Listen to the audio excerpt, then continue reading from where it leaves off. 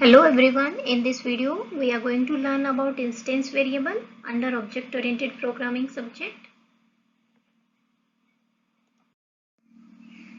Instance variables are declared inside the class and we can use any data type for declaration of instance variables. So here you can see that we have created a one class, that is a person, and in that person class I have created two instance variables. One is name and second is age. The data type of name is string and the data type of age is int. So in such a way you can use any data type for declaration of these instance variable inside a class.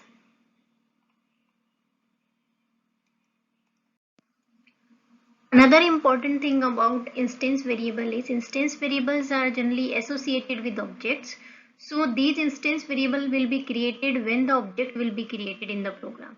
So as we know that in Java language we can create an object of any class which we have already created, and in earlier slide I have created a person class, so I can create an object of that person class by using this statement. Here I am creating a P1 object, and for P1 object memory is going to be allocated based on the structure of that class, and we can see that for P1 name and age is going to be allocated. Similarly, if you will create another object for P2 also, a separate memory is going to be allocated, and in that one for P2 having also two attributes, name and age. But when we'll see the data or values for these name and age, then for each and every object they have a different values. For example, P1 can have a name ABC and P2 can have a name XYZ.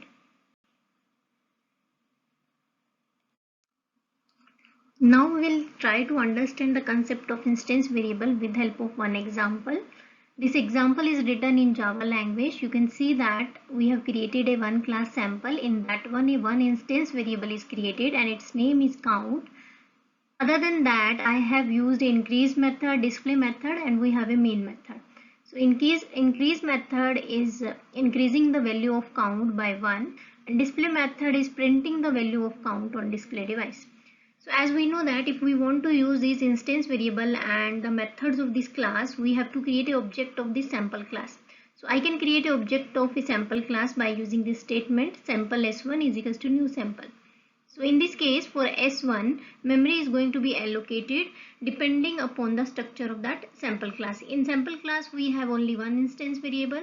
So for count, memory is going to be allocated for S1 object and it will be initialized by its default value by using the concept of default constructor.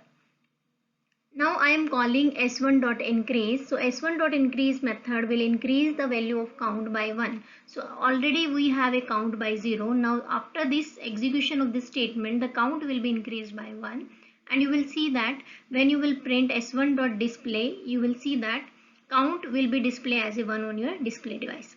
If I will create a second object, let's say s2, at that time also a separate memory is going to be allocated for s2 and count will be again initialized to 0 by using default constructor. And when I will call s2.increase, then this time it will do the updation on the count which belongs to s2 object. Now the count will be updated by 1, and when you will call s2.display, at that time it will display the count value of s2 object. So we can see that we have two objects and both the objects are maintaining a separate copy for the count variable. And S1 is not aware of the count value of S2 and S2 is not aware of the count value of S1. Each and every object having a different value and they are maintaining their own copy.